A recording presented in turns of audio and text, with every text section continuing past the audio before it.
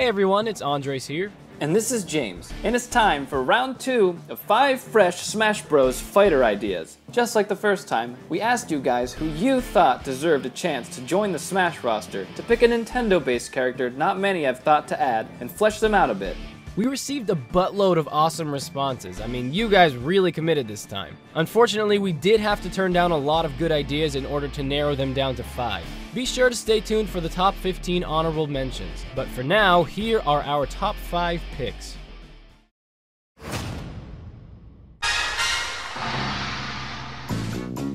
We've seen her work her magic as an assist trophy, but perhaps Ashley deserves a promotion to an actual fighter. Prangarang gives us a convincing argument by detailing a moveset that stays true to her character. She may never have starred in her own game, but based on the game she does appear in, as well as her own one-of-a-kind personality, there's a lot to pull from.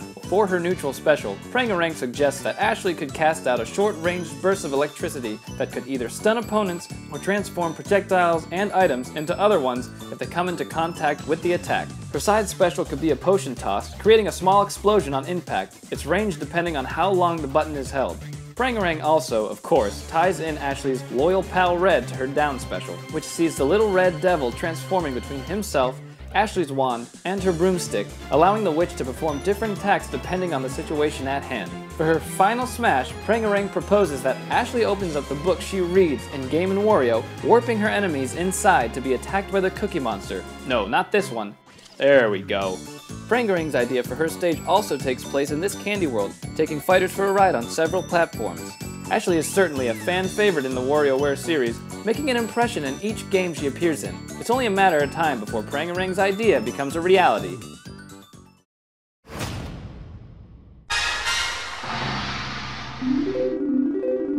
My favorite part about Alex's pick is that I didn't have to be biased to pick this one. It was awesome on its own. That being said, I'm a huge fan of Donkey Kong 64, Lanky's origin game, and needed no convincing that this Kong would fit perfectly into the roster. Sure, he's no longer as relevant as Dixie or Cranky Kong, but he's incredibly unique and would play completely different from DK or Diddy.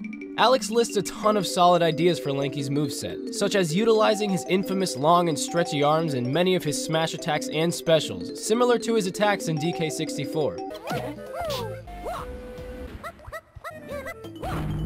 For his up special, Alex suggests that Lanky could inflate himself like a balloon. I honestly can't think of a better fit for his recovery.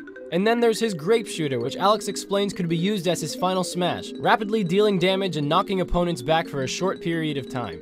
Angry Aztec, the vast desert world in which Lanky is rescued in DK64, could be the Lanky-inspired stage in the game, as there are many great areas here that players could easily battle on. The Smash roster could benefit from another Kong, and let's face it, my man Lanky is the obvious choice.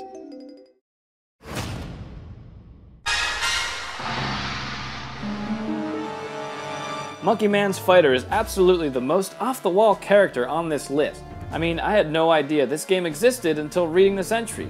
Not only that, but MonkeyMan clearly has a great understanding of this character. It's pretty clear MonkeyMan was committed to bringing this character to life in Smash Bros, and he definitely gets the job done. MonkeyMan first informs us who King Dynel, or Dynel is, and what Fossil Fighters, the underappreciated DS game he originates from, is all about. Though you have to research these things yourself if you'd like to keep this video from getting any longer. Dynel, the antagonist of his origin game, would fight primarily in his Vivosaur form, since this is the form he takes during combat in his own game. MonkeyMan suggests Dynel would be a heavyweight character, though on the lighter side, and move at a slower speed to balance his powerful blows. His dinosaur-like features, such as his tail, teeth, and wings, would inspire most of his smash attacks, as well as his recovery. His mighty anti-matter beam would be utilized as his neutral special, and would provide a massively powerful attack when fully charged, which MonkeyMan reasonably explains would take some time to build up, and then time to cool down. Dynel's final smash would fire off the Regression Ray, taking fighters who are hit with it into an alternate plane where they are devoured by a large, freaky-looking creature called Ganache. Dynel's stage would take place in the control room of the Dynurian spaceship, where King Dynel is often seen in the game. Fossil Fighters may have flown under many gamers' radars, but MonkeyMan shines a light on a character that should not be overlooked, and would certainly make a rare, awesome addition to the Smash roster.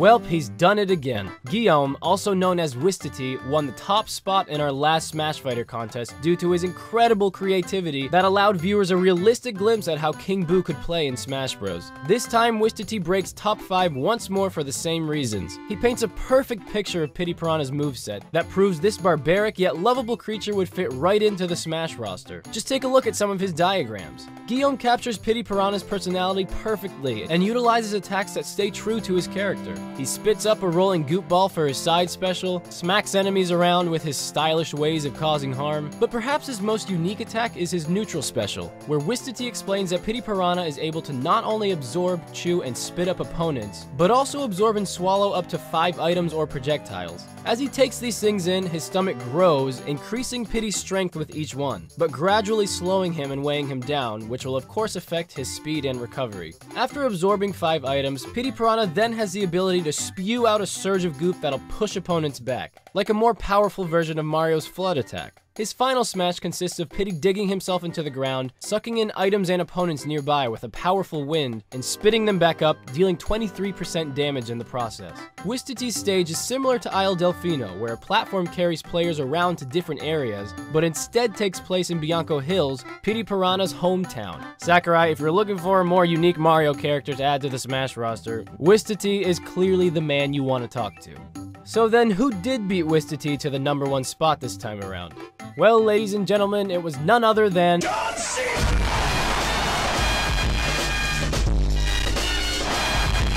So funny. Anywho.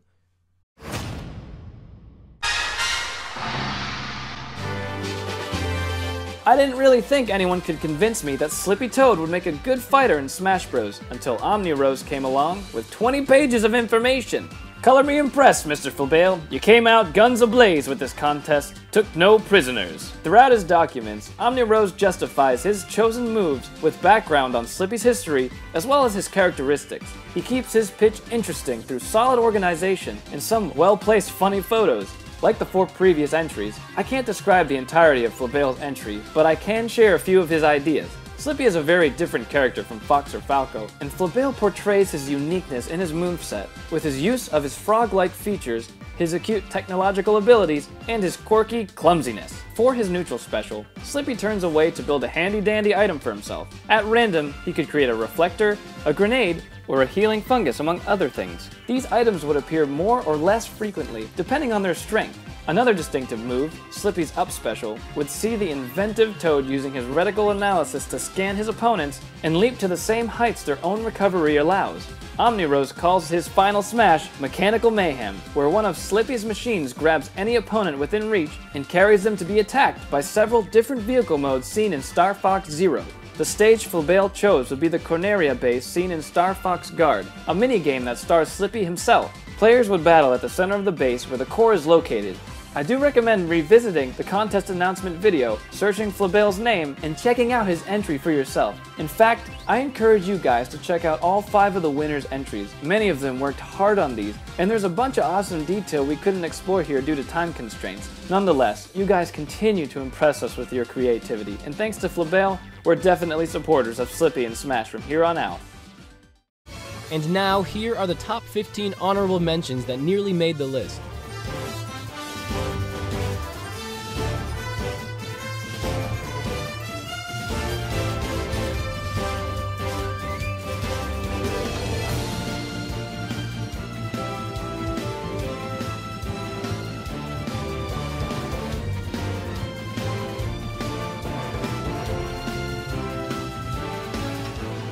Big thanks to everyone who took part in our contest. We had a great time reading all of your ideas. Anyone who's feeling a bit salty about our choices, just keep in mind this video is all in good fun. If you enjoyed this video, feel free to give it a like or share with your friends. It would be greatly appreciated. And if you haven't already, be sure to subscribe to Erickson Gaming for more contests, as well as tournaments, discussions, playthroughs, and much more video game content. Thanks for watching.